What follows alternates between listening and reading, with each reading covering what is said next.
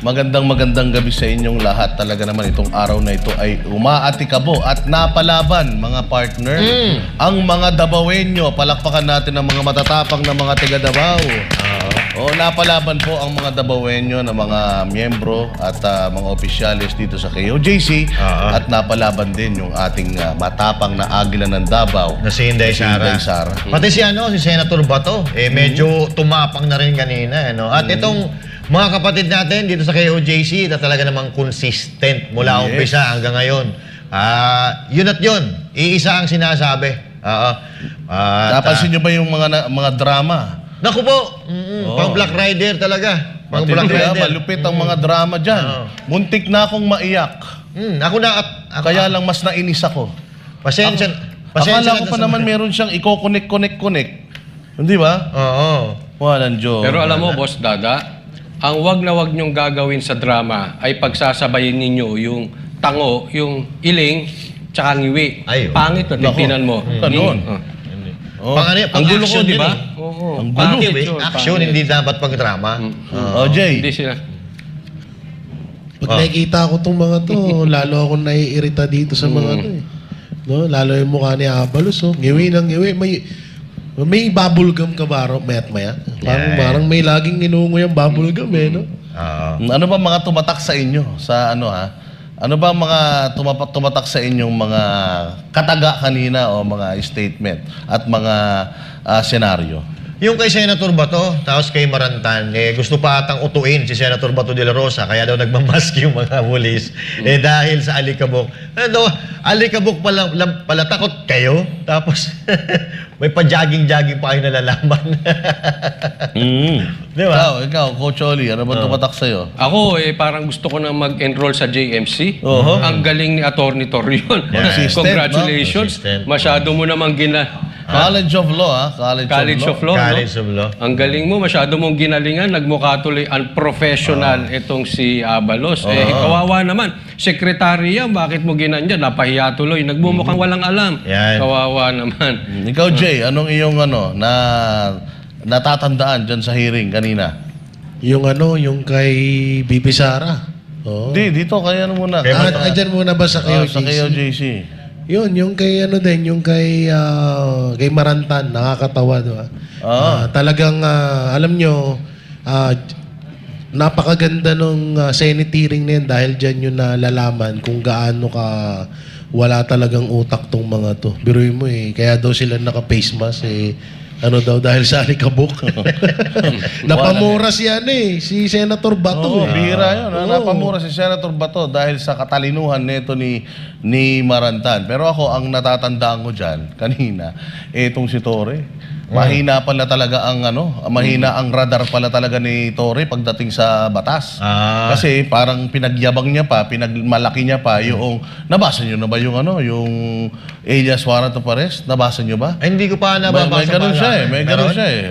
Nabasa niyo ba? Basahin niyo muna. Nakalagay doon. Gumaganon siya? Elsewhere. Walang hiya. Nung binasa ni Bato de la Rosa, nalaglag sa silya yung mga abogado ng KOJC. Ang pagkakaintindi pala niya sa elsewhere, kahit saan, pwede niya nang hanapin si Pastor Apollo Quiboloy. Naku. Paano naging general to? Panginoon. Paano naging general?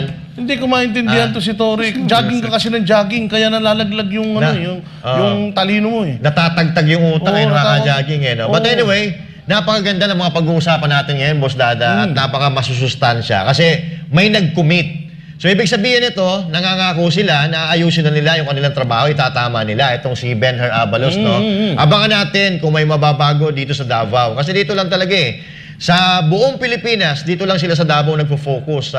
Nakikita ko nga talagang iba yung kanilang priority. Kaya nagkakaganito ang Pilipinas ngayon. Alam mo ako, hindi ako naniniwala doon.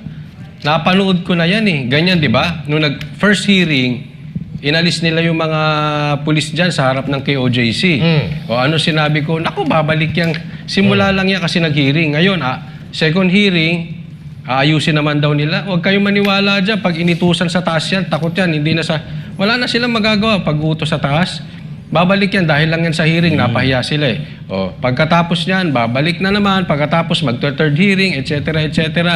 Ano lang yan, alis, balik, huwag kayong maniwala dyan. Hindi naman nila kasi tinanggap yung pagkakamali nila eh.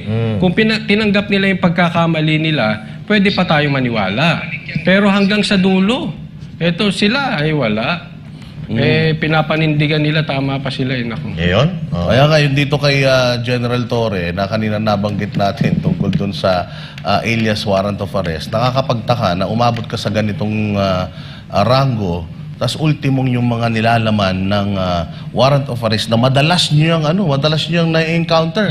Hindi niyo naiintindihan. Nakakatakot ito kasi ilan pa bang mga general natin ang hindi nakakaintindi ng mga nilalaman ng mga ganitong klaseng mga order. Kasi alam naman natin na ang pulis ay sumusunod lamang sa kung ano yung order sa kanila. Ang problema kapag ka ang pulis hindi naiintindihan o mali ang pagkakaintindi dun sa order, mali ang pag-iimplementa noong mga memos. Kaya ayan, pati yung mga pag-checkpoint, nakita natin mali. Pati yung mga SWAT, pinapag-checkpoint. No wonder. Nagja-jogging ka ng naka-full battle gear sa vicinity ng eskwelahan, which is alam natin na protektado dapat yan. So, yun yung makikita natin dito na si Torre ay talagang merong, meron pang maraming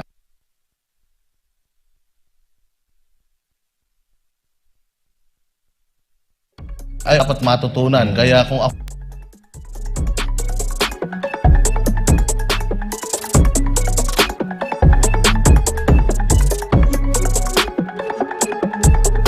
kaya kung ako sa kanya, General Torre, kung akala mo na yung kasi yung mga patanong niya sa mga taga-kingdom, akala mo walang alam yung mga taga-kingdom It turned out ikaw yung walang alam. Open po ang eskwelahan ng Jose Maria College. Baka gusto mo mag-take up ng any units. Baka pwede pa, libre pa siya dyan. Pero alam mo, gusto mo, sagot na ng KOJC para lang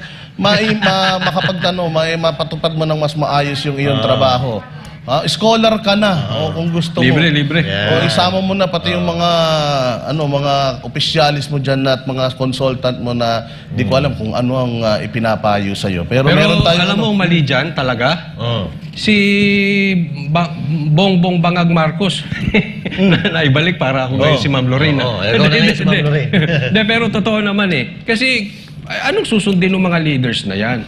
Hindi naman pinupunan ni Marcos yung pagkakamali. Kung pinupunan ni Marcos yung pagkakamali na yan, hihinto na yung mga yan Ang problema dyan, yung leader natin, wala ding leadership will. Wala din So anong aasahan mo dyan sa baba? Alam mo nangyayari sa baba? Eto lang yan. Pagpalpak ang ibabaw, yung sa baba, nagtatalo, nagsisip-sip-sipan lang, pakitaan ng gilas.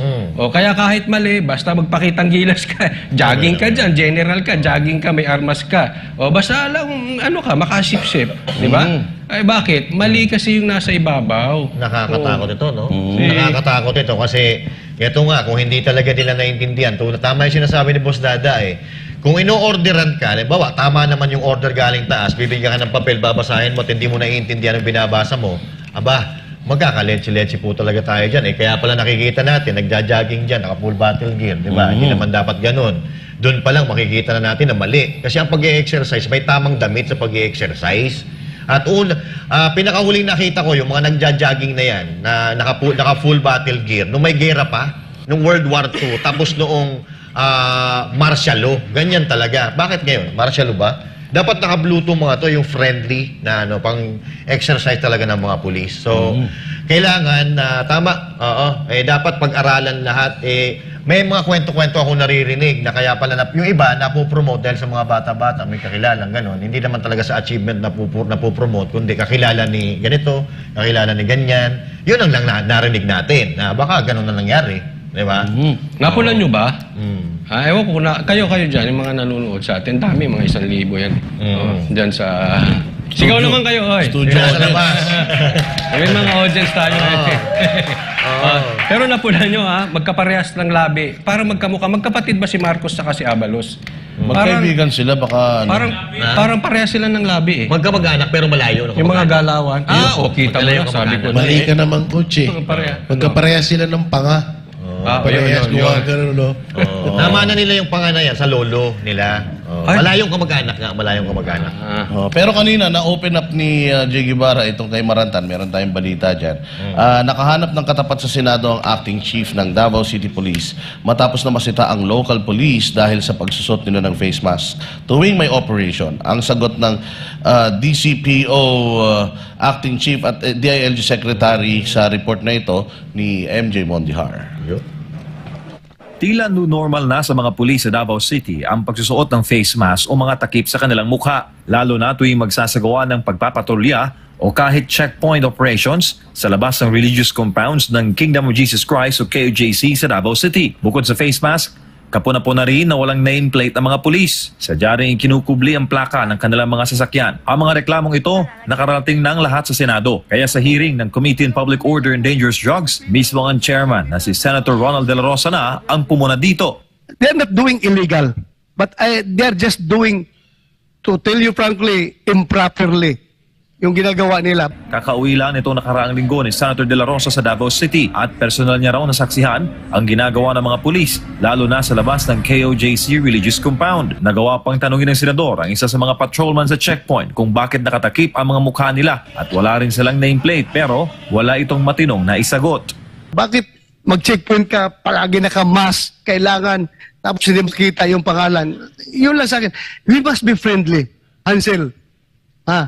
You must be friendly to the people. Present sa Senate investigation laban sa marahas na June 10 operations ng PNP sa KOJC compound ang acting chief ng Davao City Police Office na si Police Colonel Hansel Marantan. Pero ang pagdepensa niya sa mga pulis hindi nakalusot kay Senator De La Rosa.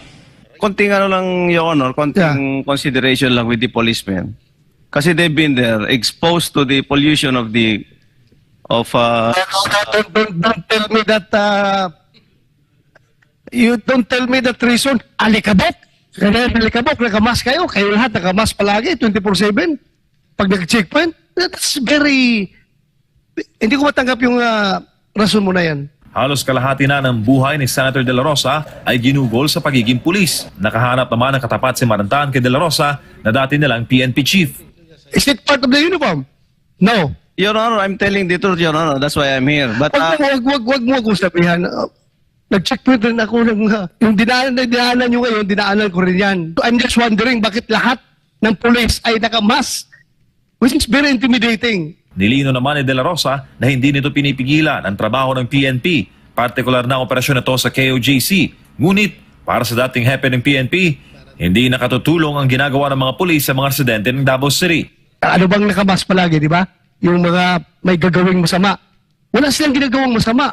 Pero ang dating, kasi po lagi nagaganon, talagang intimidating sa tao. At kinausap pa, ayaw sumagot. Si Abalos naman, bagamat isa siya sa mga pinaniniwalaang nagmamando sa ginagawang panggigipit ng PNP sa KOJC, nangakong aaksyonan ang reklamong ito laban sa mga abusadong pulis. Mr. Chair, I will assure you, mamaya nga po, I will talk with the chief and make sure, bukas na bukas, lahat po walang mask po yan. And to make sure yung protocols like the name ay properly mailagay po. I assure you that, Mr. Chair. Para sa Diyos at sa Pilipinas kong mahal, MJ Mondihar, SMNI News. Marantan talaga Nakakatawa naman. no? Antiba, Marantan ka talaga. Pero alam mo, isa lang ang ibig sabihin nito Pare-pareha silang mga sinungaling talaga Paandaran mo, senador, dating hepe ng pulis. Walang Diyo, takot na nga kayo sa tubig na binuga ng bumbero ng dito sa KOJC nung kayo ay sumugod dito. Pati pa naman sa Alikabok, takot kayo. Yun. Okay lang siguro kung mga limang pulis yung nakatakip ng hindi lahat kayo lahat nakatakip. Ano yun? Lahat kayo? Masailan kayo sa Masailan kayo sa Alikabok? Galing kayo sa training, sa hirap, Alikabok lang, takot kayo. Tsaka kayo lang nakaganyan. Okay lang siguro kung nasa Tagaytay kayo, sumabog ang bulkang Taal Yan. Ayan, pwede, nakaganyan kayo. Pero hindi, ang linis ng hangin dito sa Davao.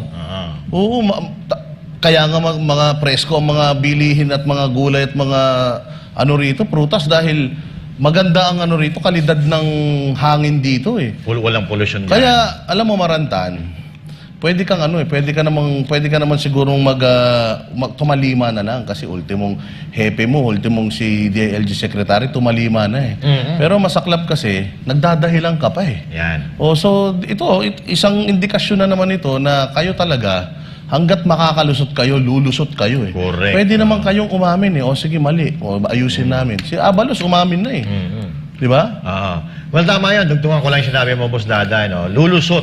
At kung lulusot, kung may pagkakataon na lulusot, na makalusot.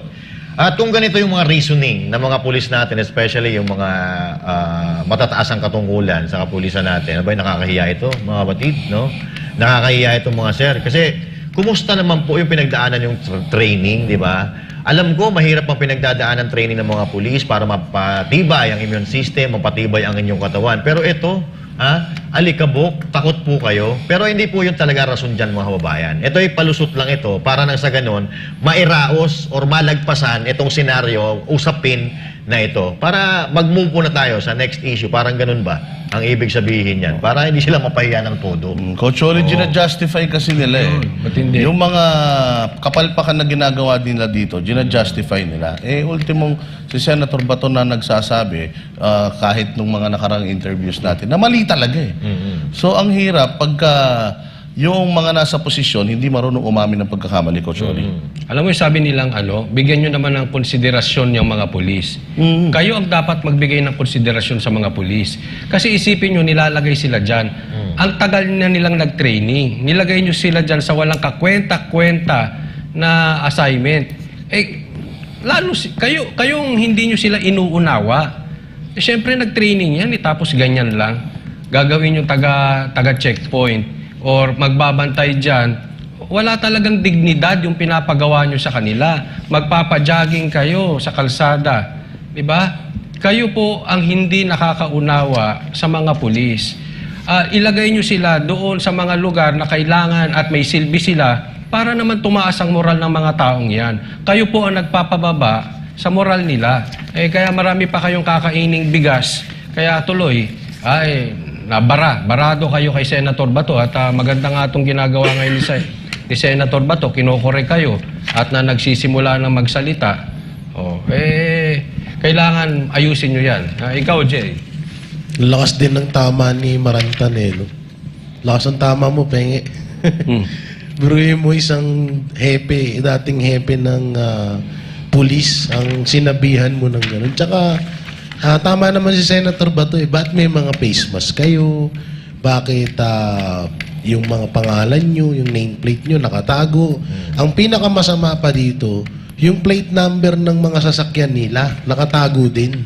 So ano ibig sabihin nyo nun? Malay ba namin kung yung mga pulis na yan hindi naman pala talaga pulis? Kasi una-una, hindi namin nakikita yung mukha. Hindi namin nakikita yung mga pangalan.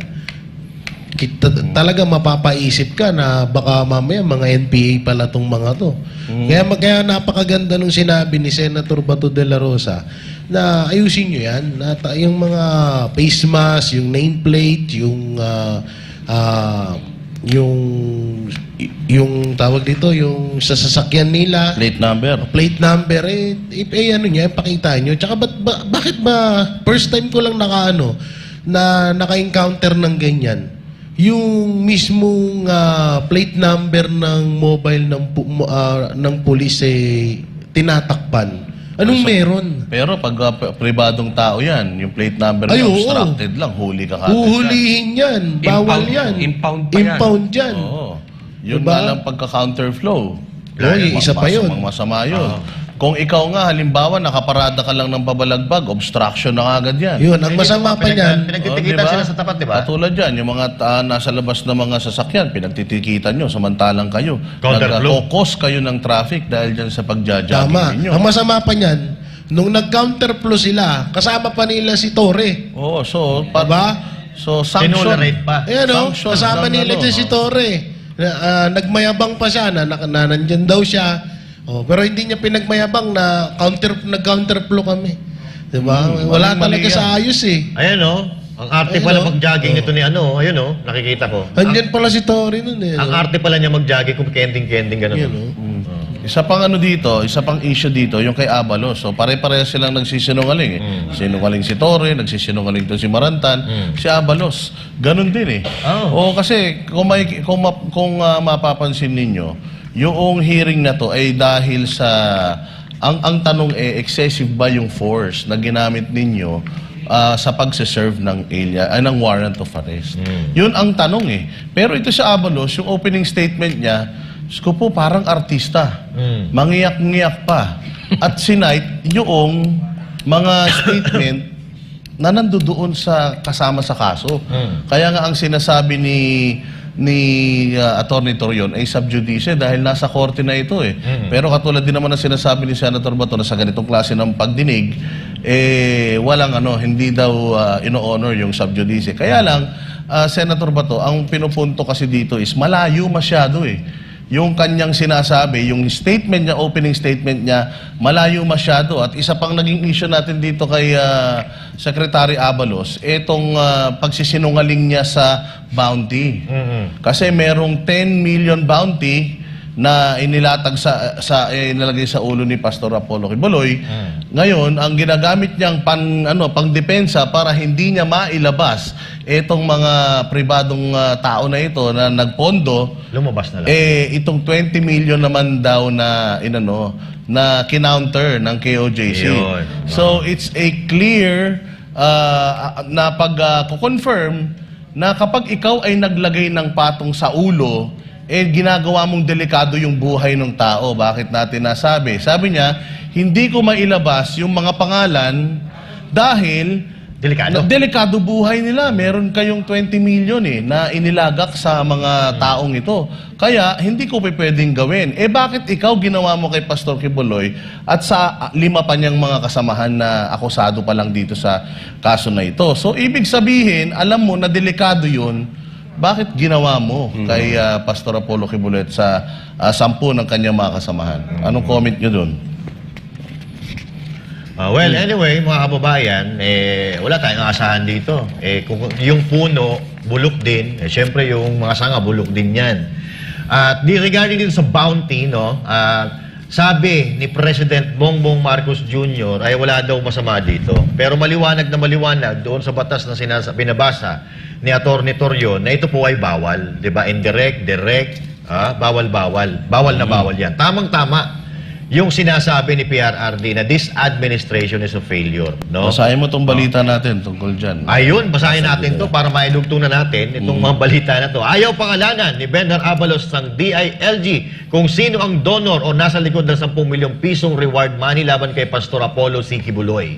Ito nga'y kahit pag nag-alok ng isang executive session si Senator Bato de la Rosa kung saan pwede itong sabihin ni Abalos, para kasi sa Kingdom of Jesus Christ, mahalagang malaman nila ang nasa likod nito para mabatid ang tunay na motibo ng paglabas ng pabuya laban sa butihing pastor. Narito ang balita ni Carlo de la Peña.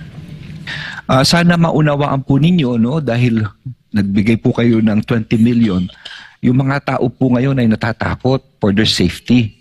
At and it's because of this, sana maunawaan po ng chair at ng committee at ng ating po mga kasama sa KJOC na hindi ko pwede sabihin ng pangalan because precisely of this, of their own safety. Tumanggi si Benhur Abalos na ilabas ang pagkakakilanlan ng nasa likod ng 10 milyong pisong pabuya para sa ikadarakip ni Pastor Apollo C. Kibuloy na hanggang ngayon ay hindi pa napapatunayang may sala sa alinmang akusasyon na ibinabato sa kanya. Sa pagdinig ng Senate Committee on Public Order and Dangerous Drugs, nanindigan si Abalos na hindi sabihin ang umano'y donor ng pabuya dahil sa issue ng seguridad nito. Pero ang punto na ito ni Abalos ay siya ring sentimiento ng KOJC, lalo't nalalagay sa bingit ng panganib ang buhay ng butihing pastor. Una nang kinwestiyon ng KOJC ang inilabas na pabuya dahil mas mataas pa ito kumpara sa patong sa ulo ng mga kriminal na nahatulang guilty. Sinabi rin ng kampo ng KOJC na ang alok na pabuya ay tila katumbas na ng shoot-to-kill order laban kay Pastor Apollo. Yung 10 million, hindi basta-basta yon, kasi are putting the life of our pastor in a shoot-to-kill situation. Kasi, di ba, sila po yung nagpalabas ng reward man yan o bounty. Dagdag pa ng Executive Secretary ng KOJC, karapatan nilang malaman kung ano ang motibo ng umano'y nag-alok ng pabuya at kung sino ang gustong pumatay sa butihing pastor. Anong motibo? Karapatan din namin sa Kingdom of Jesus Christ. So sabi niya, protection, wala yung 20 million. Ang amin, yung buhay ni Pastor, kasi lahat magkaka-interest na. Hindi na namin alam, NPA ba, priso ba, yung ginagamit ng mga pulis na dinagamitan ng pulis lang. Kasi yun po ang lumalabas ng mga storya ng mga NPA, mga priso pinalabas, tapos dinagamitan ng pulis. Tapos hindi na talaga namin alam kung sino pa yung nakapalibot sa amin. Meron na rin mga palipaliligid kasi nga, nag-announce na si Secretary ng DILG na merong reward kung sino makaturo o sino ang makapagbigay ng information kung saan si Pastor. So kaming lahat, ayos po sa amin, sir, malaman namin kung sino yung gustong tumulong. Kaya din kami, on our part, sino yung gustong pumatay kay Pastor? Papakan namin ng 20 million. Samantala maging sa executive session na alok ni Senator Ronald Bato de la Rosa upang malaman kung sino ang nasa likod ng 10 milyong pabuya ay tumanggi rin ang kalihim. Para sa Diyos at sa Pilipinas kung mahal, Carlo de la Peña, SMNI News. Ayun, no? Yun. Para sa akin dyan sa video na yan, alam nyo, Secretary Abalos, karapat dapat na malaman ng KOJC kung sino man yung mga nagbigay or nag-ano sa inyo ng 10 million bounty para sa ulo ni Pastor Apollo Kibuloy. Kasi mamaya, napakadali lang sabihin na na may isang tao, may mga tao. Bagay, sinabi rin ni Abalos na may mga tao, hindi niya daw pwedeng pangalanan. Malay namin, baka mamaya haka-haka nyo lang yan. Baka mamaya yung 10 million na yan, galing pa yan ng kaban ng bayan natin. Pangit ho yun. Kaya karapat dapat malaman talaga namin yan, o malaman ng KOJC, kung sino yung mga tao na yan. Diba? Para naman alam niyo sa panahon ngayon, napakadali lang gumawa ng kwento katulad niyan. Paano namin papaniwalaan yung sinasabi niyo wala nga kayong naipapakitang ebidensya sa amin. Correct. Pati yung niyan, yung motibo. Kasi napaka-importante yung motibo. Kaya gusto makilala kung sino itong mga taong gustong magbigay ng pera kay Abalos para mahuli si Pastor Kibuloy, yung motibo. Kasi posibleng political to, posibleng may inggit, 'di ba? Kaya kailangan nating malaman 'yan. Ilang beses na po pinaliwanag ni Attorney Torion na illegal yung ginagawa nila Abalos. Nag-i-excuses pa nga to sila Abalos na sabi, hindi naman daw yan suhol, hindi naman daw niya tinanggap, wala naman daw siyang natatanggap kahit 5. Hindi po yun ang issue. Ang issue dito, tinanggap mo yung offer at kayo ay in-announce mo sa mainstream media, in-announce mo sa buong Pilipinas, in-announce mo sa social media, etc., yung 10 million na yan. So, ibig sabihin, kahit hindi pa natatanggap, kahit wala ka pang natatanggap, kahit 5 dyan, acknowledge mo na. Ayos na yun. Yun na yun So, the act itself, illegal po yan. At yan po ay pinaliwanag ni Attorney Torion ng maayos. At alam kong naiintindihan mo yan kasi nung una, pang iling-iling ka pa lang. Pero bandang huli, tinulungan ka pa nung USEC sa DOJ, palpak din ang sagot. Okay? Tapos wala na kayong masagot. Kasi alam nyo, mali kayo. Ayan ang problema, no? So, hindi alam nito mga nasa gobyerno natin kung ano kanilang priority. So, unang-una, if my memory serves me right, ang sinasabi ng mga Pilipino na dapat pinagtutuunan ng ating gobyerno itong kahirapan, kagutuman, trabaho at magandang sweldo. Pero ito, ang focus nila ay kung paano mai-eliminate yung mga pupwedeng maging hadlang sa kanilang pananatili sa puwesto. Diba? So, itong 10 million na ito ay pwede na po itong pantulong sa mga Pilipino na nagugutom dahil ngayon nga, ang dami nagugutom, mahal ang bilihin. So, sa sobrang focus or obsessed nila sa kanilang mga kritiko, lalo-lalo sa mga Duterte, na wawala na po sila sa hulog. So, nawawala na po sila sa priority. Katulad nito, sila nakatutok sila sa mga Duterte. Alam nila kung saan saan papunta si BP Sara Duterte, pero ito Mayor Alice Guo, natakasan sila kasi nga nakafocus sila doon sa mga matitinding makakalaban nila pagdating sa eleksyon. So now, sana itong 10 million na ipamibigay ninyo doon sa makakahuli kay Pastor Apollo Kibuloy, tinulong nyo na lang yan sa mamamayan Pilipino. Kasi itong si Pastor Kibuloy, yun din naman ang ginagawa. Tinutulong niya o tumutulong siya. Ngayon, naputol yung pagtulong ng KOJC dahil nga ginaganito nyo yung si Pastor Apollo C. Quiboloy. Di sana, kung pinababayaan yung makatulong si Pastor Apollo Quiboloy, natutulungan ang inyong administrasyon na mapakain yung mga kababayan natin na walang kakayahan na makakain ng 3 beses sa isang araw. Tanong kasi natin dyan, isa pa, bakit ba nakulong sa Kongreso etong si Ka Eric Celis?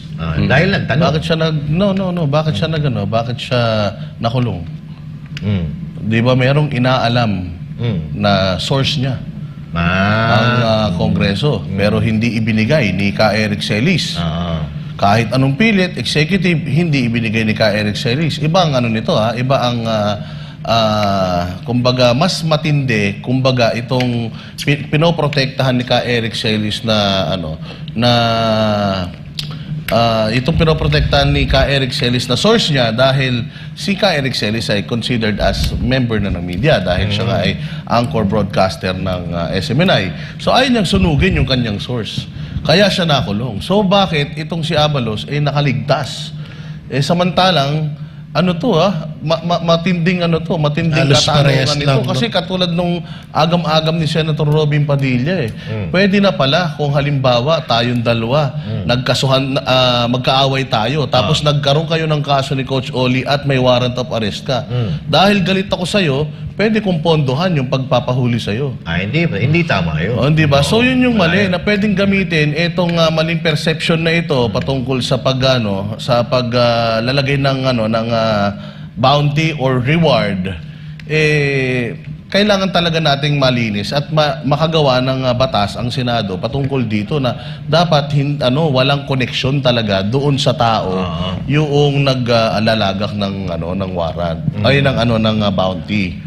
Tayo Busdada, gustong-gusto na natin mapalitan o ma-revise ang mga batas natin dito sa Pilipinas. Pero sa tingin ko, hindi ito yung tamang panahon at hindi ito yung tamang administrasyon na magpapalit ng mga batas na yan. Kasi sa totoo naman talaga na maraming butas. Pero sa tingin ko, hindi talaga ito ang tamang administrasyon na magpapalit or magre-revise ng batas natin sa Pilipinas. Kasi yung mga simple na problema nga natin dito sa Pilipinas, lalong lumalala. Ito baka pag ginalaw na ito, lalong lumala pa yung problema natin sa batas natin dito sa Pilipinas. Ito bang kay Abalos, kahit executive session, ayaw na? Hindi siya pumayag? Ayaw din, Dahil dun sa 20 million nga daw at nagdedelikado buhay. Kaya nga, kinonfirm din niya double standard sila. Kinonfirm niya kasi yun ang sinasabi ng mga taga-KOJC. Nilagay niyo sa alanganin ng buhay ng pastor namin. Tapos hindi nila ina-acknowledge yun. Pero nung tinanong na kung sino yung nagbigay ng bounty na yan or ng reward, ginamit nila yung kung ano yung ginagamit ng KOJC na depensa, which is delikado para sa buhay ni pastor. Sinabi niya ni Abalos na delikado kasi para sa kanila na lumabas dahil sa 20 million na inyong reward na kinounter. Kaya itong mga ito talagang double standard itong mga ito, Pero anyway, puntahan natin kasi meron pa tayong isang balita. Napakaganda rin nito, itong tungkol kay VP Sara. Naging mainit ang pagdinig ng Senate Committee on Finance hinggil sa panukalang budget ng Office of the Vice President para sa 2025. Pero si Risa Hontiveros, halatang pinupolitika si VP Sara Duterte kaya naman hindi nagpatinag ang pangalawang Pangulo at binira ang namumulitikang si Hontiveros. Si Jason Rubrico magbabalita. Nagkainitan nga si Vice President Sara Duterte at Senator Riza Hontiveros sa pagdinig ng Senado ukol sa proposed 2025 budget ng Office of the Vice President. Sa pagdinig ng Senate Committee on Finance hinggil sa proposed 2025 budget ng Office of the Vice President, dinepensahan ni Vice President Sara Duterte ang mga programa ng OVP na paglalaanan ng budget. Naglaan ang Department of Budget and Management ng 2.3 billion pesos para sa OVP sa ilalim ng 2025 National Expenditure Program. Kinwestiyon ni Risa Hontiveros ang mga programa ng OVP na kaparehas na raw ng mga existing programs ng ilang ahensya ng gobyerno gaya ng Medical and Burial Assistance, Livelihood Program na Magnegosyo Taday at Disaster Relief Program. Pero ayon kay VP Sara, ang mga nasabing programa ang mga paunahing hiling ng mga Pilipinong humihingi ng tulong sa kanyang tanggapan. Totoo po, merong mga ibang local government units at ibang national government agencies na ganito po ang kanilang programa. Pero po, nung ako ay umupo as a Vice President, I took an oath, and doon sa oath, I said that I will do justice to every man. So hindi po kami pwedeng humindi sa mga tao na humihingi ng tulong, lalong-lalo na ay kaparte ng gobyerno ang Office of the Vice President. Tinanong ni Hontiveros kung okay lang ba na ilaan na lamang ang hinihinging budget ng OVP sa mga line agencies at doon na lang mag-request ng allocation ang tanggapan ni VP Sara. Sagot naman ng pangalawang Pangulo, bakit pinupolitika ang mga financial assistance? Halimbawa na lamang aniya ang mga ine-endorso ng OVP para sa Assistance to Individuals in Crisis Situation o AICS ng Department of Social Welfare and Development.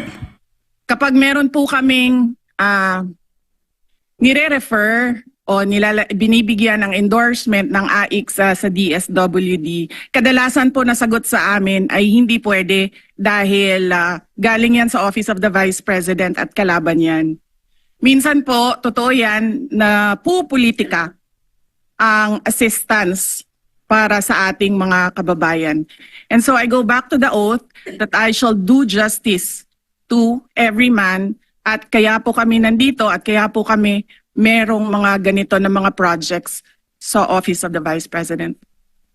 Ayon pa kay VP Sara, pinupolitika ni Hontiveros ang proposed budget ng OVP dahil nais ng senadora na maghain ng isang motion para ilipat ang nirequest na budget ng OVP sa ibang ahensya ng gobyerno. Iniuugnay yan ng pangalawang Pangulo sa naging pahayag ni Hontiveros sa Akbayan Congress kamakailan na hanggat nasa pwesto si VP Sara ay nananatili umanong panganib ang banta ng pagbabalik ng mga Duterte sa kapangyarihan. Inusisa din ni Hontiveros ang budget na inilaan ng OVP para sa mga librong isinulat ni Vice President Sara na ipamamahagi sa mga estudyante kasabay ng mga pagbabago bags na may lamang school supplies at dental kits. This is an example of politicizing the budget hearing through the questions of a senator. Ang problema niya kasi, nakalagay yung pangalan ko doon sa libro. At yung libro na yan, ibibigay namin doon sa mga bata. At yung mga bata na yan, may mga magulang na boboto. At yung pangalan ko ay nagkalat doon sa kung saan man ibibigay yung libro. Hindi raw nagustuhan ni Hontiveros ang sagot ni Vice President Sara na ayon sa senador ay hindi niya maintindihan ang ugali ng pangalawang Pangulo. Punto na ibinalik din ni Vice President Duterte sa kanya. Hindi ko rin maintindihan ang ugali ni Senator Risa Hontiveros, and I do not appreciate, ano yung sinabi niya? I do not appreciate this kind of behavior and attitude. Binalikan ni VP Sara ang pagkakataon na humingi ng tulong si Hontiveros sa kanya noong tumakbo ito sa pagkasenador noong 2016, kung saan nakiusap pa si VP Inday sa isang kongresista para suportahan ang senadora. Nanalo na siya, at nung nanalo siya, anong ginawa niya? Siya ang pinakaunang umatake kay President Rodrigo Duterte. Anong tawag sa ugaling ganito? Sa kabila ng halata namang pamumulitika ni Hontiveros, lusot na sa Senate Committee on Finance ang panukalong budget sa taong 2025 ng Office of the Vice President at isusumite na ito sa plenaryo.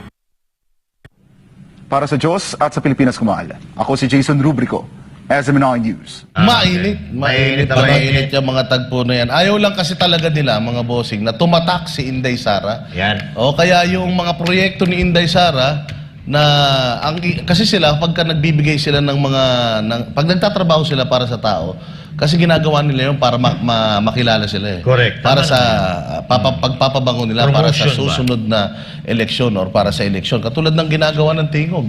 Ganyan ang ginagawa nila eh. So nagbibigay sila ng ayuda para tumatak sila. Kaya ngayon, praning na praning sila. Ayaw nilang magbigay ng tulong si Inday Sara. Hinaharang yung kanyang mga proyekto. Kaya, ayun, ang ginagawa kasi ni Inday Sara, kaya hindi siya, yung sinasabi nilang parallel, ano na yan. Para gusto nila, sinasabi nila na aligned naman itong proyekto mo na to sa ganitong proyekto rin ng ahensya na ito. Tanggalin na natin. Eh, ang problema nga kasi, yung budget niya, pinupolitikan nyo nga. Correct. Binibitin nyo nga eh. Sinasabi nyo nga na ikaw, kalaban yan, Duterte yan, kaya wag mong bigyan eh. So, kaya gagawa na lang siya ng sarili niya na mga programa kasi nga ayaw nyo naman siyang pasalihin sa mga programa ninyo. O yun ang ano dyan eh, yun ang nakikita nating ano dyan, pamumulitika talaga at kahit na ano pang sabihin mo Risa Hontiveros, hindi naman tanga tao. Ginagawa mo naman talaga yan para sa pamumulitika. Wala kang imik sa mga nangyaring pang haharas sa mga kababaihan at kabataan dito. Sinasabi mo ikaw ang boses ng kababaihan at kabataan eh. Pero tahimik siya Tahimik ka dito sa nangyari dito sa KOJC. Tapos pagdating sa mga Duterte, lahat na lang. Kaya ikaw talaga ang lalaking Trillanes. Actually, mali ka dun, Boss Dad. Uy, naku po. Mali ka dun. Ito si Risa Hontiveros, alam nyo, habang tumatagal na nakikita ko to, lalo ako nabubuisit. Sinabi kong mali kasi actually kulang pa yun eh. Sinabi ni VP Sara Duterte na ito ay male version ni Trillanes. Actually, male version din siya ni Marcos Jr. na manggagamit. Sabi, kinuwento ni VP Sara Duterte na walang gustong tumulong dito kay Risa Hontiveros dito sa Davao. Pero may kinausap si VP Sara Duterte na isang leader dito sa Davao na bigyan siya ng mga ilang barangay, nabigyan naman, nanalo siya. Tapos, nung nanalo siya, ang pinakaunang politiko na binanatan niya ay si PRRD, yung tatay nung tumulong sa kanya. Yan ang sinasabing manggagamit katulad ni Marcos Jr. at ng kanyang kapatid na binuntutan si VP Sara Duterte. Tapos ngayon, ang turing sa mga Duterte ay kalaban. Nasaan ang hiya ninyo? Ang kakapal ng mukha ninyo. Sabagay, makakapal mukha nito eh. Kasi ilang dekada na silang pinag-uusapan, 30 years, magnanakaw daw sila. No? So, immune na siguro itong mga to. Ako, lantarang trapo to si Risa Hontiveros. Kaya hindi ko pinapanood ang hearing nito eh. Kasi parang attack dog lang talaga yan. Kaya ako lang napanood yan dahil si VP Sarang involved dyan. No, pero kung ito talaga titingnan nyo, walang magandang, napaka-double standard. Sabi nga ni Boss Dada kanina, dito nga wala siyang ginawa babae, bata, sinaktan, wala siyang imik. Diba? Kung gaano ka ba naman na hindi ka double standard. Kaya walang sasabihin at gagawing matinuto dito sa mga hearing pag involved to si Risa Hontiveros. Tingnan mo na lang kung gaano ka corny yung commercial nila. Diba may ginawa silang commercial na... Ano ba yun? Yung nakaputi naman sila ngayon. Lahat na ng kulay, kunin nyo. From yellow, naging pink kayo, tapos kayong puti. Wala talaga. Ayan na. Palipad-lipad Chikibam. Wala na yun. Chikibam. Chikibam. Talo lahat yan. Sino gustong pumusta? Talo. Ikan nyo na yan. Talo. Isa pa to si Kiko. Kiko. Ibalik yung mga yan. Loklokan ng corny nito si Inidoro na po natin to. Sunod itong apat na to. Inidoro na yan. Na-flash na yan nung panahon ni PRRD. Nakabalik pa tong isa. Ewan ko ba kung bakit. Hindi, kala nila maloloko nila yung tao sa papalit-palit ng kulay. Wala din yan. Kasi yung puso nyo itim din eh. Kahit anong kulay gamitin nyo dyan, wala. Maitim talaga budi nyo. Tsaka dalawang beses na pala lumagapak. Dalawang beses na tong lumagapak, no? So parang tama nga yung sinabi ni Master Judea, parang si Marcos nga lang din tong si Risa. Dahil hindi nila kayang manalo nang walang Duterte o walang VP Sara. Tsaka dito sa hearing na to harap-harapang talagang andun si Amy Marcos na sinabi niya dito na na tawag dito na yung mga yung tinulungan niya yung dalawang yan. Wawan Hindi siya. naman, sa press con niya sinabi. May press con siya. Tsaka itong si Amy Marcos, may interview to or may collab sila ni Doc Willie Ong na sinabi ni Amy Marcos doon na na niligawan nila si VP Sara. No? Kaya nga itong kay Risa Hontiveros, talagang totoo, talaga na si VP Sara naman kasi ba't mo pa kasi inano yan si Risa alam mo naman na may pagkaluka-luka yan For the past budget deliberations, mga bossing, si Inday Sara, kalmado yan. Sumasagot lang yan. Ang sabi niya kasi is, kapag ginagago naman yung tanong, dapat gaguhin mo rin yung sagot. Kasi maayos naman yung mga tanong sa kanya ng ibang senador, lalo na ng chairwoman na si Grace Poe. Kaya sinasagot naman niya ng maayos. Ngayon, etong si Hontiveros, kaya mo sasabi na pinupolitika, mantakin mo sa dami ng budget na yun, sa budget na yun, meron siyang isang nasilip yung 10 million worth na libro na ipapamahagi nila. So yun yung tinatanong niya kung ano ba ibig sabihin ng libro na yun. Tapos ngayon, nung sumagot si Inday Sara sa kanya at kinagat siya, ang rebuttal niya, bakit kailangan maging hostile? Simple-simple lang naman nung sagot niya, kasimple-simple naman ng 10 million na libro na yun. Siya naman ang nag-bring up nun. Correct. In the first place, kung hindi mo binring up yun, di sana, hindi nagalit si Inday Sara. Kasi sa dami-dami ng project, yun pa yung sisilipin mo, 10 million worth na Tsaka nakakapagtaka ako, sinisilip niya yung 10 million. Parang marami namang matutulungan ng mga kabataan dyan. Ba't hindi niya sinilip yung 20 million sa SONA? Diba? Yun, isang araw nga lang yun Oo, tama. Hindi, tama yun. Sa totoo lang, sisilipin, haharangin din ito. Kaya maganda yung mga sagot ni Inday Sara dito. Correct. Ang sagot ni Inday Sara dito lagi is, kami nagpo-propose lang ng budget. Nasa inyo kung i-approve nyo, hindi. Tatanggalan nyo, hindi. But clearly, sa ginagawa nito ni Risa Hontiveros, ayaw niya talagang mabigyan ng budget. Yes. Ito si Inday Sara. At saka makikita mo na dito sa hearing na to, lahat daw halos ng senador nandiyan dyan.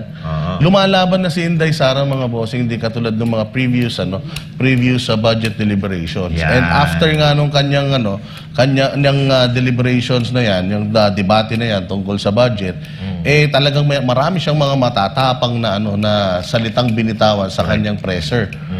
Doon niya inilahad na siya daw ay nilapitan ng magkapatid na Marcos at siya ay sinabi daw sa kanya na hindi kami mananalo kung hindi mo kami tutulungan. Correct. And yung reason why tumakbo siya na Vice President is gusto niyang maituloy yung mga ginagawa ng tatay niya at bilang Vice President, matututukan niya yon. Na ang malaking problema is wala na daw lahat yun. Kahit isa wala nang natira. Wala nang natira kahit isa. So yun ang malaking problema. Ibig sabihin, nangga. Nadali siya ng mga manggagamit. Pero sinasabi nga natin, sinasabi ng mga subscriber natin na ito na, lumipad na ang Agila. Antayin natin kung sino ang unang-unang dadagitin ng Agila. Kasi galit na Galit na si VP Sara Duterte at halatang-halata naman itong hearing na ito tungkol sa budget is talagang pamumulitika. Ayaw na nila na may makabalik na Duterte dyan sa Malacanang kasi alam na nila kung anong mangyayari sa kanila Ang gusto ko mangyari, maibalik itong mga ito katulad ni Risa Hontiveros sa dati niyang kinalalagyan. Yung dugyot pa siya na nagrarally-rally dyan dyan sa kalsada. Kasi ang istorya nito ni Risa Hontiveros, kaya naman ito nanalo nakakuha ng pondo daw na malaki-laki sa PhilHealth. Di umano.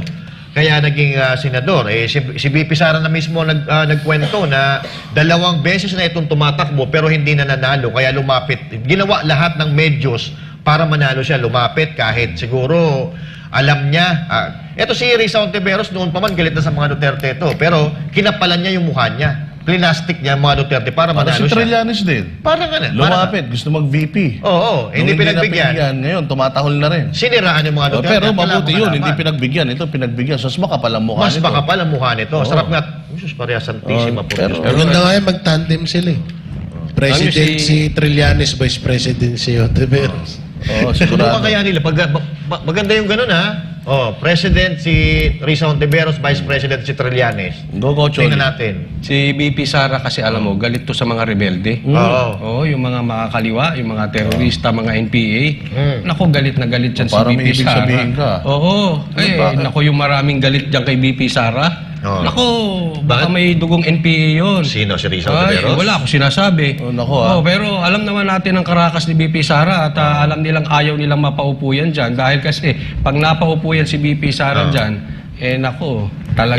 Kasi nakakabalik na ngayon daw. May balita tayo, nakaka-pwersa ulit ang mga NPA. Sa pang sinabi nga nito ng Coach Oli ni Sara Duterte is yung kanyang security.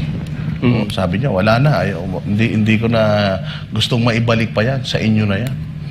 Pinaliwanag din niya dyan sa hearing na yan yung kanyang security. na hawak na nga ng mga kasundaluhan at tinanggal nga sa kanya, mga bossing, tinanggal sa kanya yung mga pulis na pinagkakatiwalaan niya. Siyempre, pagka-security, kailangan pinagkakatiwalaan mo. Grabe nilang gipitin to si BP Sara. Patayin nyo na kaya. Kasi parang gano'n na kulang na lang, kuhanan nyo ng hininga si BP Sara. Sabi niya na, kasi may nagtanong sa kanya, ako ba ay do you regret becoming a vice president? Sabi niya, kahit naman anong posisyon ko, hahabulin pa rin naman ako ng mga yan. Tsaka Duterte kasi. Imagine ninyo kung nag-mayor ako, mabuti na lang vice president ako Kasi kung mayor ako, tapos ginaganito nila ako because I am just a threat sa 2028, kawawa ako. Katulad ng ginagawa ngayon kay Basti dito. Di ba? So mabuti na lang vice president siya kahit papano, meron siyang immunity. Kung wala siyang immunity, baka... Durog na yan. Baka patay na to ngayon So yun ang sinasabi. Baka kung kaya nilang gawin, pati hangin ng Davao, alisin nila. Pero para maipit itong mga Duterte, gagawin nila Hindi lang siguro nila magawa dahil sige, Master. Pero dito sa sa hearing na to, marami ang nabulgar noong itong nagka-hearing ng ganito. Kasi tulad noong pinangako, si VP Sara Duterte, hindi pa nagsasalita na nabudol siya, pero bottom line here is nabudol din siya. Kasi pinangakuan siya ng pinangakuan, pagpapatuloy, yung nasimulan ng kanyang ama, at si VP Sara na mismo ang nagsabi dyan. Niligawan siya, nilapitan siya ng ilang beses, kasi ang sabi daw nitong mga Marcos, hindi sila mananalo pag wala ang mga Duterte. At ngayon, isa na itong mga Marcos sa umaaway sa mga Duterte. At alam nyo ba kung sino ang mga galit sa mga Duterte? Yung mga magnanakaw, yung mga drug addict, yun ang galit sa mga Duterte. So kayong mga Marcos, addict ba kayo o magnanakaw ba kayo? Kaya kayo galit sa mga Duterte? Nagtatanong lang po. Nagtatanong lang kami. Yung mga comments natin dyan, iano ninyo at babasahin natin mamaya. Pero abogado kasi si Inday Sara. Correct. Abogado si Inday Sara. Kaya meron pa tayong isang abogado na magaling na nang lecture daw kanina dyan sa Senado. Ayan. So, tila na lecturean si Interior and Local Government Secretary Benhur Abalos sa ginawa nitong pagtanggap ng reward money para ipataw sa dating executive pastor ng Kingdom of Jesus Christ na si Pastor Apollo Kibuloy. Kaya magbabalita si Troy Gomez. Nasupalpal sa Interior and Local Government Secretary Benhur Abalos kaugnay sa issue ng pagtanggap na reward money mula sa isang pribadong individual. Sa pagdinig ng Senado araw ng Martes ay binigyang linaw ni Kingdom of Jesus Christ Legal Counsel Attorney Israelito Torreon kung bakit hindi tama ang 10 million peso reward na ipinataw ni Abalos kay Pastor Apollo Kibuloy na naharap sa iba't ibang kaso. Hindi kinestyon ng abogado ng KOJC kung legal ba o hindi ang pagpataw ng pabuya, subalit dapat anya tingnan kung kanino ito nanggaling at kung tama ba na ito ay tanggapin ng isang public official. Ayon kasi kay DOJ Undersecretary Nicholas Felix T., walang masama kung tatanggap ng pabuya si Abalos mula sa pribadong sektor, pero ito ay binara ni Attorney Torreon. How about the source of the reward? Legal ba na manggagaling sa mga private individuals or it should come from government funds? Wala namang distinction sa mga batas natin sa source, sa source ng pera na magagamit bilang pabuya. At kumbaga ang mga pribadong mamamayan, may role din sila sa ating justice sector. Ayon kay Attorney Torreon, ang ginawa ni Abalos na indirect na pagtanggap ng pabuya ay labag sa Republic Act 6713 o Code of Conduct and Ethical Standard ng isang public official. But he clarified it today that he did not receive the award yet. But if we read the law, Your Honor, the clear letters of the law state public officials and employees shall not solicit or accept directly or indirectly. So even indirect acceptance, therefore, Your Honor, is covered within the great prohibition under Section 7D. Ipinunto rin ni Attorney Torreon na ang pag-entertain ni Abalos sa alok na pabuya mula sa isang pribadong individual ay may tuturing na pagbibigay ng pabor na bawal sa isang public official batay sa Code of Ethics. At mas malala pa niya ang kasalanan ni Abalos dahil sa ang pinamunuan na ahensya ng kalihim ay tagapagpatupad ng batas. Therefore, he should have high moral as well as legal ethics to refuse such favor, Your Honor, directly or indirectly, because public office is a public trust. any air of suspicion must be prevented, Your Honor. Ipinunto rin ni Torion na kahit ang PNP ay hindi nag-alok ng reward para sa kaso ni Pastor Apollo. Anya hindi pasok ang pastor sa parameters na itinakda ng National Police Commission para sa mga pinapatawan ng pabuya. Why, Your Honor? Because they have their own NAPOLCOM memorandum circulars as to what are the requisites before you can put up an award. That is NAPOLCOM Memorandum Circular 2019 as amended by NAPOLCOM Circular number 2021, Your Honor. Giit ni Attorney Torion, mahaba ang proseso at maraming patakaran sa pagpataw ng reward money sa ulo ng isang tao. Pero nakapagtatakaan niya kung bakit mabilis lang ito nagawa ni Abalos kay Pastor Apollo. Si Abalos naman ay tila di naintindihan ang sinabi ni Torion na indirect na pagtanggap ng reward money. Palusot niya na hanggang sa ngayon ay wala siyang hawak na 10 milyon. Ngayon, number 1, ako po ay hindi nag-solicit. Never ako nag-solicit. At hanggang ngayon, wala ako natatanggap ni 5. Pangalawa, napakaklaro ng sinabi ng Department of Justice. Andito ngayon ang DOJ. Pagdating sa batas, dapat tignan natin ang sinasabi ng Department of Justice at klarong-klaro ang sinasabi ni Yusek Nicolas Felix T. tungkol dito. Tila nagpasaklolo naman si Abalos sa Department of Justice kaugnay sa pagpataw ng reward, kung kaya't muli na namang nagpaliwanag si Attorney Torion. The problem with this explanation is not it only covers 1/2 of the law. What is prohibited, Your Honor, is that public officials and employees shall not solicit or accept directly or indirectly. The fact that he announced it, Your Honor, even if we say that he did not physically accept the money, but offering the word is already an indirect acceptance of that favor, Your Honor. So therefore, it is covered by the law. And being a high officer of the government, he should have exercised the becoming modesty. Para sa Diyos at sa Pilipinas kung mahal, Troy Gomez nag-ulat, SMNI News. Napailing eh. Napailing. Ganun, no? Oo. Tawag dito. Paano? Oh, ganun, no? Ay, nako. Ayan, nakapokus. Paano? Ay, nako, Abalos. Ano ba nangyari Pero si Abalos parang parang yung datingan ni Abalos parang si Marojas. Hindi niyo napapansin. Parang si Marojas. Yung mga pag nagbibitaw siya ng salita, pang pelikula. Pang ito yan na Abalos, alam mo, ba't kaya ganun lagi kang laban bawi? Yung sa 13 billion pulburon, nagkamali din kayo noon. Nag-ano ka rin. Ganyan din sinabi mo. Tapos ngayon, yung about dyan sa 10 million na bounty kay Pastor, nasabi mo, kesyo hindi mo pahawak, wala kang hiningi. Wala naman tinatanong, wala naman sinasabing may hiningi kayo. Ang tinatanong, sino yun? Sino yung mga nasa likod ng 10 million na na yun? Na bounty para sa ulo ni Pastor Apollo Kibuloy. Ay siguro baka hindi na intindihan yung mga si Attorney Torion kasi masyado namang makapag-English eh. Kaya napangangiwi-ngiwi na lang si Abalos eh.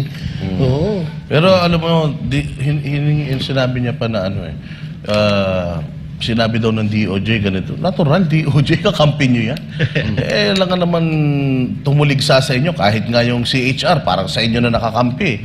Lahat nga sa inyo na nakakampi. Lahat, pati CHR, yung mga sinasabi nila ng mga previous na mga reklamo nila tungkol dun sa pag-aresto sa isang tao ng 20 pulis yung umaresto, overkill daw sa kanila yon. Dito, mantakin mo, sa Kitbog, 300, tawang-tawa nga si Bato de la Rosa eh.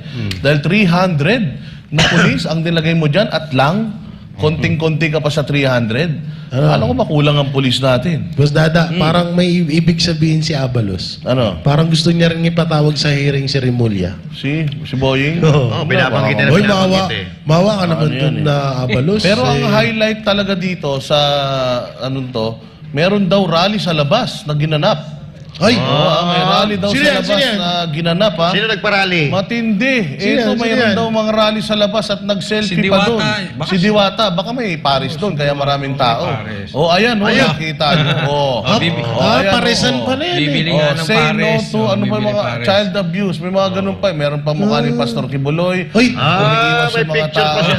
May picture pa siya. Pero ito mga bossing, lagi nyong tatandaan na itong si Torre ay taga QCPD. Correct. alam nito na maraming mga grupo dyan sa Quezon City, particular dyan sa mga bandang Litex, Batasan, Payatas, na mga sumasama sa rally na binabayaran. Hindi ko sinabi binayaran mo yan, ha? Ang sinasabi ko lang, ang sinasabi ko lang ikaw ay dating taga QCPD at itong mga ito, kilalang kilala or pwedeng isa to sa mga sumasama sa mga rally-rally pero ginamit mo pa yung mga bata, ha? Pero mga bata pa na nandirito. Pinapansin ako dito kay Torre. Mahilig talaga ito sa camera kasi ito katulad nito nagparally pa. Huwag po nating kakalimutan, ha, yung dating road rage na hindi naman dapat niya binigyan ng spotlight, hindi niya naman dapat pina-presscon pa. Pina-presscon niya 'yon. O ganyan ngayon. Tapos ngayon eto may parali pa siya. May mga bata po. Nagpaano pa to, yung tungkol dito sa jogging dito sa sa KOJC sa tapat. Ginawa pa niya 'yan. Nagpa-press con din 'yan. So may mahilig talaga dito si Diwata, si Torre sa mga paganyan-ganyan. Ito. Ikaw, Jay. Diwata, no? Pero in fairness, naging mabait na ngayon si Diwata. Kasi lagi natin napapanood sa Facebook, suplado yan ngayon, lumalapit na para magpa-picture sa mga ngayon, sa mga tao. Ang galing. Balikan ko lang din yung kanina, yung kay sige, yung kay Abalos, no? Kasi nabanggit natin po dito yung kay Abalos, yung tinanggap niya na maling-mali. So hindi ko na masyadong i-discuss yan. Pero ako may katanungan sa iyo, Secretary Abalos. Ikaw ba ay pabor magpa-drug test ang Pangulo? Ikaw ba ay pabor? Ikaw ba ay sasang-ayon? Kaya mo ba magpa-drug test? Kasi alam nyo, mga sekretary, dapat nagpapa-drug test din yan. Ako'y naniniwala kasi malaki ang hawak niyan. May katungkulang mataas yan at directly sa executive po yan. So sa tingin ko, dapat talaga magpa-drug test po kayo. Ngayon, sana makakuha tayo ng sagot at makuha ng SMNI kung papayag ito. Hindi lang naman po kayo, hindi namin kayo na-isolate. Including BP Sara nga at mga Duterte ay magpapadrug test. Kino-call out din namin si Senator Bato at kahit si Senator Bongo na magpa-drug test din. Ikaw, Abalos, kaya mo bang magpa-drug test? Kaya mo bang ipa-call out ang presidente natin na magpa-drug test? Yun. Oo. Sasabi mo. Ito, dugtungan ko lang yung mga sinasabi niyo mga kapatid. No? Kasi ito, kaabogado to, di ba? Secretary Abalos. Sa title. Biruin mo, no? Biruin mo, itong si Secretary Abalos ay abogado. Pare-pare sila dyan abogado. Si Atty. Torion, tsaka yung taga DOJ ata, abogado din. Biruin mo, pare-pares kayo abogado, tapos nilalampaso ka ng kapwa mo abogado. Nakakahiya yun, mga kababayan. Baka itakwil ka dyan, itakwil yan ng pinag-aralan mo kung saan ka nag-aral, nung university kung saan ka nag-aral. Diba? Alam halata kasi na hindi alam, no? Hindi alam ni Secretary Abalos yung kanyang mga sinasabi. Itong kay Torre naman, mga bossings ko, Torre talagang umano ka pa, no? Binaba mo yung sarili mo sa ganyan. Sa tingin mo, may maniniwala na susuporta sa'yo, pupunta dyan sa Senado para lang dyan para lang tuligsain itong Kingdom of Jesus Christ. Ginagawa mo talagang engot yung mga Pilipino, sa totoo lang. At para bumaba ka sa ganitong klase ng level na, may ganun pa siyang post parang hindi lang daw dito may rally, meron din daw dyan. Sobrang sobrang kababaan na talaga to. Hindi ko alam kung sino pang mga dating mga pulis ang gumawa nito. Talaga bang dumaan ba sa tamang proseso dumaan ba sa tamang proseso ng pagiging pulis at general nitong mamang ito? So, itong pinakauna-unahan, si General Torre, siya ang kauna-unahan na nagparally na pulis. Sa pagkakaalam ko. Pero hindi dinay niya yan. temporary. Hindi dinay niya yan, Oo. syempre. Hindi dinay niya yan. Ang sasabihin niyan, ay, mga supporter ko yun. Ano bang magagawa niyo kung may sumusuporta sa akin? Mga ganyan. Siguro ganyan ang mga Siya rin susunod na lalabas dyan. nagpa-jogging sa mga pulis. Oo. Oo. Kakaiba ang mga galawan ni Sir. Pang-artista din, ha? Ayaw niya itong magpatalo kay Abalos kasi mala-artista yung drama ni Abalos kanina, eh. Grabe. Tsaka mapapansin nyo, mga nakatabon din yung muka. Oo. Ayan, yung mga nakatabon, naka-face mask Ay, may mga din. asawa pa sanggol. Ibig sabihin, nahihiya din. Tsaka anong connect kay pastor ng mga yan? Correct. Anong nagawa ni pastor sa inyo? Bakit may pa, Justice. Hindi, naka-wanted. Yung wanted. Wanted. Sino ba Anong nagpapaskill? purpose nun? Hindi, tsaka sino ba nagpapaskill ng mga wanted? Sila. Di ba? Ang nagpapaskill ng mga wanted, police, yan siya. Di ba? Nagpapapaskill pa siya dyan sa harap. Oo. So, clearly, itong mga ganito, sa'yo galing to. Baka mamaya pera pa ng taong bayan yung ginagamit. Baka budget pa ng PNP yung ginamit mo dyan, ha? Nagtatanong lang, ha? Oo, at saka, kung hindi ikaw ang nito, ang pasimuno nito, sino kaya ang magpiprint ng wanted na mukha ni Pastor sa t-shirt? Tsaka proud pa siya, no? Oo. Proud pa siya, may pa-selfie pa siya din, no? Kaya nga, Kaya nga alam mo na planted talaga Planted? Kasi unang-una, nakita na natin dito yan, eh. Siya, yung mga pulis niya ang nagkakabit ng mga wanted Pastor Apollo Kibuloy dito sa poste, di ba? Hindi ko alam, no? Hindi ko alam kung... Marami talaga mga baliw ngayon. Hindi ko alam kung dahil sa climate change, kaya nagbabago na rin ang pag-uutak ng mga tao, lalo na yung mga tumatanda na pulis. Speaking of climate change. Yan, speaking of climate change, basagin eto, mo kahapon, napakahina ng ulan dyan sa Metro Manila, pero bumaha na naman. May sinasabi ng mga flood control. Pero ang totoo, kumikita raw ang gobyerno sa tuwing hinahagupit ng kalamidad ang bansa. Ayon ito sa isang kilalang Filipino architect at si MJ Mondehar ang magre-report. Yan. Hindi na bago sa Pilipinas ang matitinding pagbaha, lalo na ngayong panahon ng tag-ulan. Kamakailan, nalubog na naman ang malaking bahagi ng Metro Manila at mga karatig lugar sa Luzon dahil sa hanging habagat na pinalakas ng bagyong Karina. Bukod sa perwisyong dulot, may malaki ring epekto sa ekonomiya ng Pilipinas ang palagiang pagbaha. Sa pag-aaral ng GHD, isang global professional services company, nasa $124 billion ang mawawala sa ekonomiya ng Pilipinas hanggang 2050 dahil sa mga pagbaha. Numero 1 sa mga pinakatatamaan ay ang manufacturing and distribution services. Ikalawa ang agri-sector. Pangatlo ang retail na sinundan ng banking and insurance at energy utilities. Pero ayon sa tanyag na Filipino architect na si June Palafox, hindi kalikasan ang may kasalanan ng mga pagbaha sa bansa, kundi ang matinding korupsyon sa gobyerno. Anya, dekada 70 pa lamang na magsumiti sila ng mungkahi sa pamahalaan para maiwasan ang mga pagbaha. At kung walang aksyon ng gobyerno, with a do-nothing scenario, we'll have catastrophic traffic, flooding, not prepared for disasters, lack of decent housing, garbage, catastrophe, etc. Giit ni Palafox, inaani lamang ng Pilipinas ang resulta ng kawalang aksyon sa nasabing problema. Diretsahan namang binanggit ni Architect Palafox sa kanyang panayam sa SMNI na may kumikita sa gobyerno tuwing state of calamity. Ibig sabihin, may nananamantala habang tinatamaan ng dilubyo ang mga Pilipino. I've written to the 4 presidents since Ondo, including BBM, about these recommendations. And nangyayari, and I said, how come we don't spend so much on yung prevention? Sabi sa atin ng iba, Palafox, they were not born yesterday. Kasi pag state of calamity, wala nang bidding. So, diretso sa consultants, contractors, suppliers. Kasi wala nang bidding, state of calamity.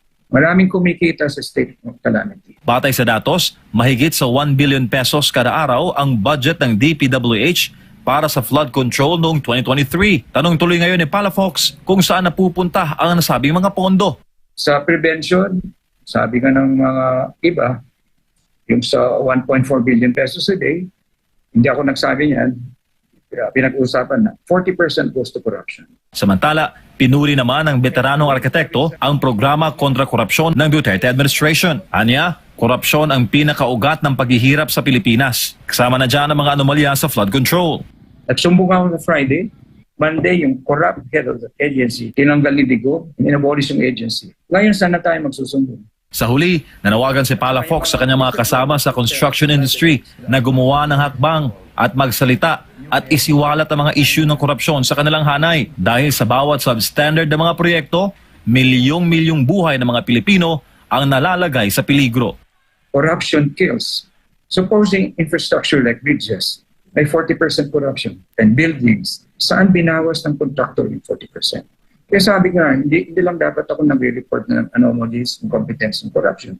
Dapat every architect, engineer, project manager, contractors, they should report na ano yung mga hindi sinunod specifications. And they can save millions of people and billions of pesos. Para sa Diyos at sa Pilipinas kong mahal, MJ Mondehat, SM9 News. Nako, Kalamidad na naman. Ano naman kaya idadahilan dito ni Bangagers? Kaysa binangga na naman ng barko, no? Pero kalikasan na talaga ang nag-expose dito sa mga korap sa gobyerno. Kasi kung makikita mo, meron daw isang proyekto dyan sa Pampanga na bumigay. 91 million worth ng proyekto ang bumigay dyan sa Pampanga. At ito daw ay distrito ito ni Dong Gonzales. Nako po, ayan ang sinasabi ko eh. Baka mayroon tayong picture noon, ma'am, sir. Yung picture nung mga nasira na flood control project, wala po ba? Grabe na yan. Tayo dyan. So 91 million na naman po ang itinapon ng ating na taxpayers money dahil sa substandard ang pagkakagawa. Alam nyo, ito yung mga dapat kasi nagiba eh. Nagiba. Hindi naman magigiba yan kung hindi substandard yan, hindi ba? Jay. Alam nyo, ito yung mga dapat pasukan nila, Total, palagi ka naman napapaya sa mga Duterte. Dapat ito pinapasukan mo, Risa. Yung mga ganitong, yung mga ganitong problema sa Pilipinas. Baka dito kapag ito yung pinagtunan mo ng pansin, baka mas maraming bumoto sa'yo. Baka mas maraming sumuporta sa'yo. Kasi kapag sa puro ka lang Duterte, palagi ka lang din na bubutata at nasusupalpal. Ito, pagkakataon mo to, baka sakaling ito yung pasukan mo tong issue na to. Tsaka kailangan hanapin dyan, Coach Oli, siguro kung sino ang contractor noong gumuho na proyekto na yon. Kasi di umano, merong tawag dito, kaso na ito si Dong Gonzales sa ombudsman, di ba? Corruption di umano yung kanya daw pamilya ay merong may-ari ng construction firm. At di umano po ay fina-funnel ng tawag din ng DPWH yung mga proyekto sa kanila dinadala na ang nag-a-approve din sila din. Correct. So, tingnan natin kung sino ang contractor ng mga proyekto na yan na gumawa. 91 million yan. 91 million? Billion ata, nasayang lang. Million ba? Wait lang. 91 million. Sayang, napunta sa... alam mo, wala na yan. Kasi gumuho eh. Ano pang gagawin mo dyan? Sayang na yung 91 million. Pero alam mo, Dada, tama ka eh. Kailangan hanapin kung sino yung contractor niyan. Pero bukod doon, kung ito ay proyekto ni Dong Gonzales, siya talaga ang dapat imbestigahan dito. Kasi syempre siya ang involved eh. Kung siya nga, at kung siya ay hindi po pwedeng makakalusot yung contractor, may approval niya yan. Syempre siyang nagli-lead yan eh. Sa kanya lahat, kamay niya yan. Kaya hindi po pwedeng, alam mo, hindi na kasi dapat natin pinapaligtas ang mga korap sa gobyerno. Itong, tama yung sinabi kanina eh, na ang problema natin sa baha, ay hindi problema ng kalikasan. Ang dami namang bansa na inuulan, binabagyo, pero nakaka-recover agad. Kahit Japan. Ngayon lang ba tayo? Madalas nililindol, pero nakaka-recover. Tayo, konting singa, baha. Ipinagmalaki pa yan ni President Marcos nyo. Yung 5,100 projects na yan. O ano nangyayari sa baha? Ito, may papasok na naman ng mga bagyo. Nag-aalburuto na naman ng Taal. Malaki na naman ang problema natin dyan. Bakit? Kurap kasi kayo. Yung mga dapat magsilayas na itong mga walang silbi. Alam ko kasi sa ibang bansa yan, nagsisi-resign na yan pagka yung ganyang may binaha sa kanilang lugar. Yung ang tawag dyan, literal, bulilyaso. Pag may bulilyaso, dapat lumalayas na kayo. Sa atin, baliktad eh. Kakapit pa sa Coach Oli, posisyon. ang pinakatanong dito, bakit nasira yung flood control na yun? Substandard. Diba? So, ibig sabihin, baka mamaya pati yung budget dun, kinatkong pa. Kaya Totoo nasira yan. Totoo yan. Kasi, biruin mo flood control yan, hindi yan basta-bastang nasisira ng ganun-ganun lang. Depende na lang kung yan ay tinipid sa materyales or kinatkong or kinurakot yung ibang pondo niyan. Yan. Madami So, na. Sige, go. Ito. Wait lang, Musnada. Tinitingnan ko, ito pala 91 million flood mitigation project in Arayat Sinks. 91 million.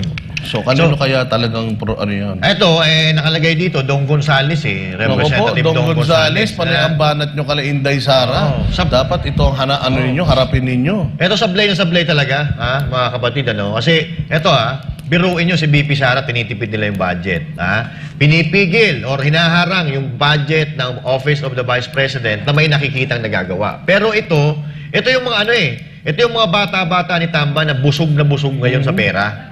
Pero, yung ginagawa nila, ito ang nagiging resulta. Dahil siguro binupulso yung pera, di naman bago na to Dati 40% daw, 40% ang napupunta doon sa mga nangungurakot. Ngayon 60 na. Galing kay PRD yan. Oo, si PRD nagsabi. Ngayon, 60% nang napupunta. So, ngayon, ano mangyayari dito? Yung mga proyekto na dapat nakakatulong sa ating mga Pilipino, katulad ng mga proyekto na ginagawa ni BP Sara Duterte, hindi nyo binibigyan ng proyekto.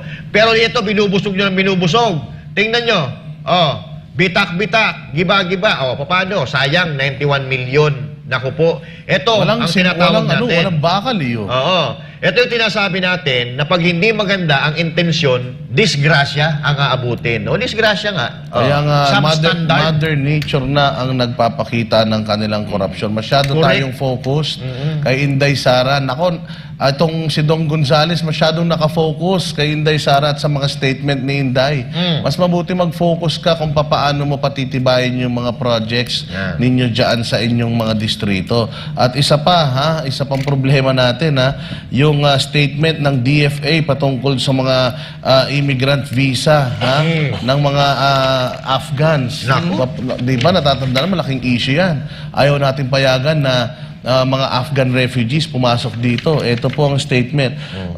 Manila, the Philippines and the United States have agreed on allowing a limited number of Afghan nationals to transfer to the Philippines to complete their visa processing for special immigrant visas and resettlement to the United States. The U.S. government is supporting necessary services for those Afghans temporarily in the Philippines, including food, housing, security, medical, and transportation to complete visa processing. So, dadalhin sa Pilipinas, tapos dito ipaprocess yung visa, papunta ng Amerika. Pucha, alam naman natin, si Donald Trump, ayaw na ayaw niyan. Yan. So, mangyayari niyan, kung si Donald Trump na magiging presidente, tapos nandito yung mga Afghan na yan, hindi na alis ng Pilipinas yan. Nandito na lang yan, hindi na yan mapaprocess papunta ng Amerika. Diyos mio, patay tayo dyan. At tayo, tapos hindi naman sa nagiging madamot tayo, Kasi, eto panawagan sa gobyerno, itong ginagawa ninyo, hindi nyo na nga mapakain na maayos sa mga Pilipino, magdadagdag pa tayo ng problema. Malapit na ang eleksyon, katulad ng eleksyon sa Amerika, katulad ng binanggit ni Boss Dada, na si Donald Trump ay ayaw niya ng mga gera-gera. Ito'y produkto ng gera. Itong pagpupunta ng mga Afghanistan dito sa Pilipinas, produkto ito ng gera. Ayaw ni Trump dyan. So, uulitin ko, hindi nyo na nga mapakain na maayos sa mga Pilipino, magdadagdag pa tayo ng problema. Unahin nyo po muna natin ang ating pamamahay bago tayo makialam. Sagot naman daw nga nila yan. Ng Amerika? Oo, kumbaga, gagawin lang, dadalhin lang dito, sagot nila lahat, di umano, tapos ipaprocess yung kanilang mga visas. Tigil-tigilan nyo kami. Ang tanong doon, bakit nga dito? Bakit hindi nyo gawin doon sa Hawaii? Di ba? O sa Palau? Oo nga. Bakit sa dito? Pilipinas? Bakit? Dahil tayo ay sunod-sunuran ba sa Amerika? Tingnan nyo biruin nyo, yung EDCA, hindi sila nagbabayad dyan napakayaman ng Amerika, pero ni 5 duling, wala rin sila binabayad yan sa EDCA ginagamit nila. Tapos papangakuhan tayo, sila bahala. Nakalang tutukuha naman, ginagawa tayo. United Nations. Mga mangga rin to mga United Nations na tayo dito, lahat na ng lahi nandito. Dinalan nyo na. Walang Joe. Pero alam mo, totoo dyan, tuta na tayo ng Amerika. Yan ang katotohanan Totoo dyan. yan. Dinilay na nila to noon, no? Parang hostage tayo ng Amerika, ha? Yung gusto nilang gawin at hindi nila magawa sa ibang bansa, dito nila ginagawa. Abay, President Marcos, ano ba tayo? Magsusunod-sunuran na lang. Nakawala na tayo dyan sa mga kanuna yan.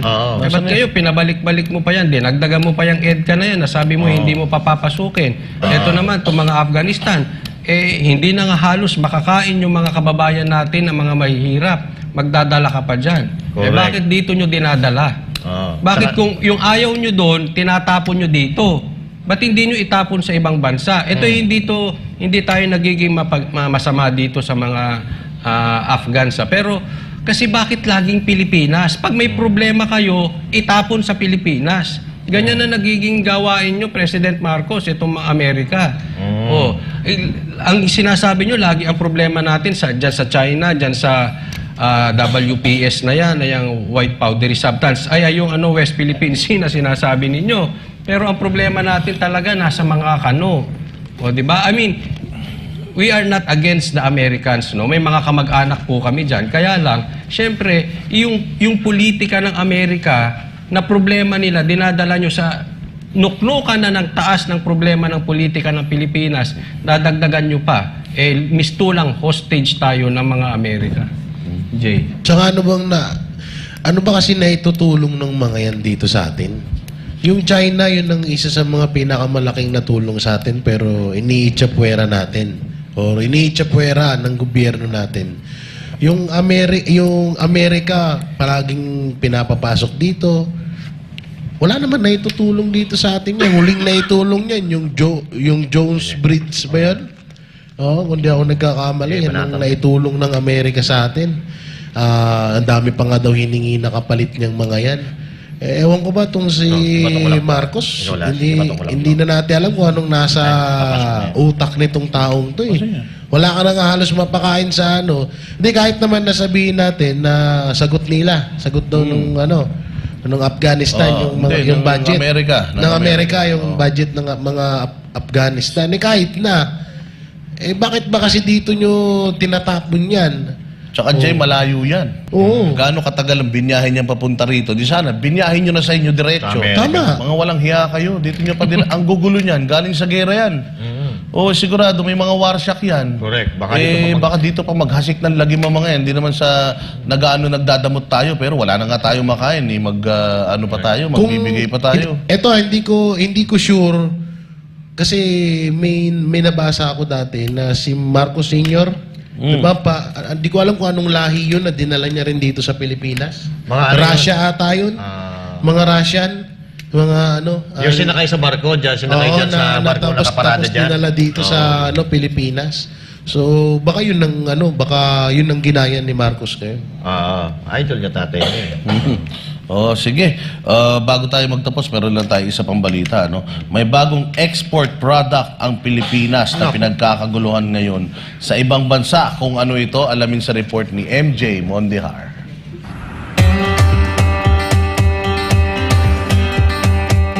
Naimbitahan ng SMNA News sa isang export company sa Davao City na nagbibenta ng mga produkto sa China. Sa loob ng mahigit 1 hektaryang compound na ito, iniimbak ng Engseng Food Products ang mga pang-export itong prutas. Ayon sa CEO ng kumpanya na si John Tan, naghahanda sila ngayon sa dagsa ng bulto-bultong order ng durian papuntang China. Target daw nila na mag-export ng 10,000 na tonelada ng durian doon. Bukod sa fresh durian, tinututukan din ngayon ng kumpanya ang pagbebenta ng iba pang frozen products sa China. Kaya ang Engseng, bumili na rin ng malalaking cold storage at liquid nitrogen freezers para dito. Pag natapos sir, ano ilalagay dito? Mga durian din? After durian, we have processing all frozen fruits. Katulad, frozen pinya, frozen banana, and frozen coconut water. Di ba pag mga ganyan sir frozen, mas malaki ang value niya, di ba? Added value yun. Yeah. Pinabulaan naman ni Tan ang mga issue na hindi ligtas ang mga Chinese sa Pilipinas. Ito raw lagi ang sinasabi niya sa mga potential investor. Aminado naman siya na may epekto sa negosyo ang issue sa West Philippine Sea at ang patuloy ng pagmamasama sa kanilang mga Chinese. Pero para sa kanya, na napamahal sa Pilipinas, hindi niya ito dinidibdib.